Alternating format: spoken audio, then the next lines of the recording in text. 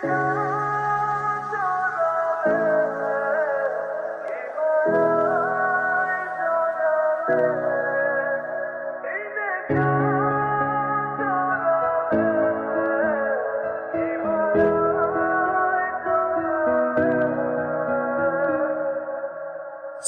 Sorry, my mistake. হ্যাঁ,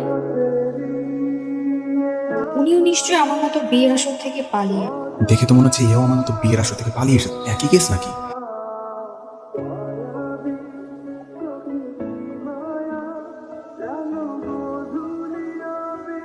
আমার দিকে এরকম তীরে আসছে কেন? নিশ্চয়ই আমার তখন বাড়ি থেকে পালাতে গিয়ে ধরা খেয়েছে, আমাকে ধরতে আসছে। চাচা, কোন প্রাণ বাঁচা।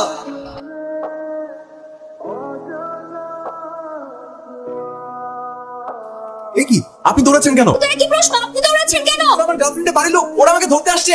ওরা আমার বাড়ির লোক, ওরা আপনার গার্লফ্রেন্ডের বাড়ির লোক হতে যাবে কেন? তাহলে আমি কেন দৌড়াচ্ছি? আপনি দৌড়ান।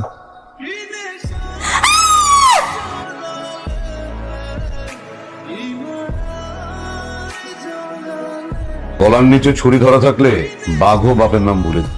আর তুই আয় ফোন কেড়ে নে, যাতে করে সে কারোর সাথে যোগাযোগ করতে না পারে।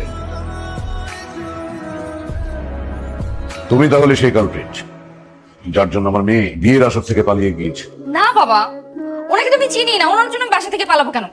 এই যে এই বদগুলা না জেনে না বুঝে আমরা যে ওনাকে ধরে নিয়ে চলে আসবো। বস না না বস, আমরা সবাই মিলে নিজেদের ধরছি আর আমাদের দেখে ওরা পালাচ্ছিল। তো বস দেখছেন না, এই যে শেরানি পরে আসছে, ওদের প্ল্যান ছিল এখান থেকে পালিয়ে যাওয়া, বিয়ে করে ফেলবে। এই ইডিয়েটের মতো কথা বলছেন কেন? হ্যাঁ আঙ্কেল, বিশ্বাস করেন আপনার মেয়ে আমার জন্য বিয়ে বাড়ি থেকে পালায়। আপনার মেয়েকে তো আমি চিনি না, ও আমার নামও জানে না, নাম জানি না। এই আপনি আপনার আপুকে কিছু বলেন। হ্যাঁ সেটাই তো বলছি বাবা, বিশ্বাস করো আমি ওনাকে চিনিই না, ওনার জন্য আমি কেন পালাতে যাবো বলো তো?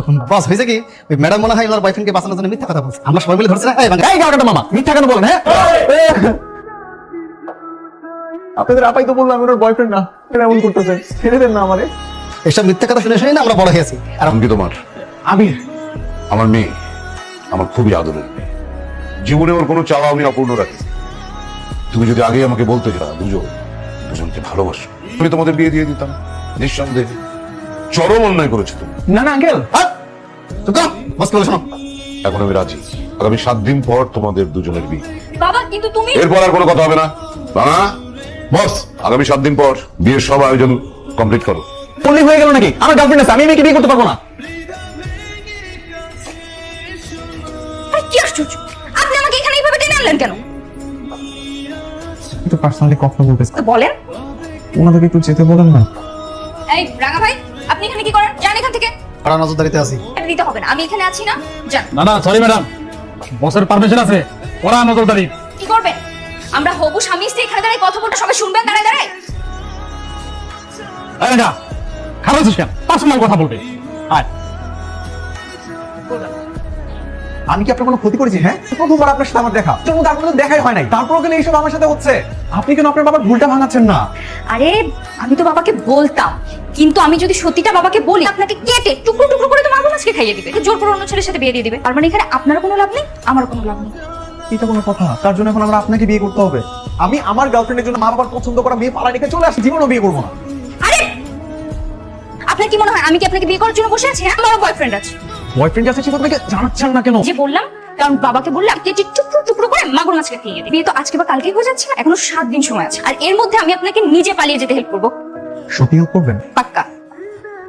আমাকে কি করতে হবে? সবার সাথে নাটক করে যাবেন যে আপনার আমার খুব ভালো বোঝা হচ্ছে, আর আমি আপনার পালিয়ে যাওয়ার সুযোগ খুঁজি। ওকে?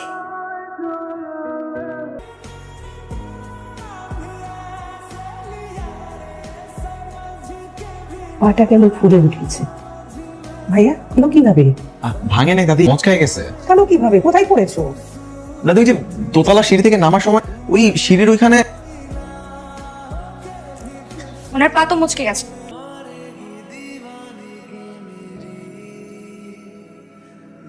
কি দেখা হলো আপনার গার্লফ্রেন্ডের সাথে? হয়েছে তো। আচ্ছা, কি বললো?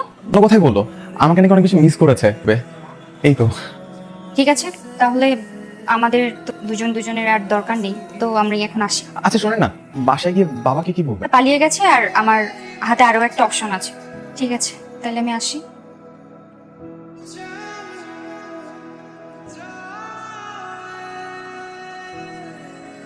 কোথায় যাব? বান্ধবীর বাসায় গিয়েছিলাম। তো আমাদের কাউকে বলে যাওয়া যায়নি? কিভাবে বলবো বাবা, তো সবাই ঘুমাচ্ছিলে। এলাকার সবাই জানে যে ও আমাদের জামাই। এই এলাকায় আমাদের মান সম্মান কিছু থাকবে? সেটাই তো দাদি, কি একটা দুর্ঘটনা ঘটে গেল আমার জীবনে। তাহলে কি করবো? কি করবি? খুঁজে বের কর, আর যদি তা না হয় একটা ছেলে ধরে নিয়ে আয়। আমার না আরেকটা ছিল। শ্বশুর আব্বা, আমি চলে এসেছি। আরে জামাই, আরে বেঁচে থাকো বাবা, বেঁচে থাকো। মানির মান আল্লাহ রেখেছে। কাচ্চি খেতে গিয়েছিলাম শ্বশুর আব্বা। আরে কাচ্চি খেতে মন চাইছে আমাদেরকে বলবা, দোকানটা এখানে এনে বসাইতাম, তাই না? খালি খালি চুরি করে কেউ কাচ্চি খেতে বাইরে যায়? হ্যাঁ, জোরে সোরে বিয়ের আয়োজন কর। বাবা, চুপ। আর একটা কথাও শুনবো না তোর, আবার একটা ঘটনা ঘটিয়ে ফেলবে। চুপ, একদম চুপ। এই পোল্টি বাদ না, পোল্টি গিয়ে আমি ছুটাবো। পেপে পেপে পেপে পেপে। এই আপনি আমাকে ফাঁসিয়ে বিয়ে করলেন কেন? হ্যাঁ, কোথায়? আপনিও বিয়ের উপযুক্ত মেয়ে। আপনি এখানে আবার ফিরে আসলেন কেন? আমার গার্লফ্রেন্ডের বিয়ে হয়ে গেছে। হোয়াট? চেকিং স্টেশনে এসে আমাকে না পেয়ে কল দিয়েছিল, ফোন দিয়ে এক্স বয়ফ্রেন্ডকে বিয়ে করে ফেলেছে। এইটা হলো আপনার লয়াল গার্লফ্রেন্ড। আপনার লাইফ থেকে একটা 420 মিনিট। কিন্তু আমি তো আপনাকে বিয়ে করছি আপনার সাথে সংসার করার জন্য না। যখনই আমার বয়ফ্রেন্ড দেশে চলে আসে, সংসার শুরু করব। আরে আজব তো, হাসছেন কেন? আপনাকে আমি কিভাবে দিব? বয়ফ্রেন্ডের খবর জানেন? আপনি তো আপনার বয়ফ্রেন্ডের খবর রাখেন, কি দেশের খবরও রাখেন না? মানে মুখে না বলে আপনাকে আমি দেখাই, দাঁড়ান। এই যে দেখেন, আপনার বয়ফ্রেন্ড মাদক মামলার দায়ে আর বয়ফ্রেন্ড 10 বছরের জন্য জেলে। এরকম একটা ছিল আপনার বয়ফ্রেন্ড ছিল। যে আমার বয়ফ্রেন্ড মা করে। কান্না করবেন না, কান্না করবেন না। আমি রিয়েলাইজ করলাম কিউট ইনোসেন্ট মেয়ে প্রেমে আমি পড়ে গেছি। তার মানে তুমিও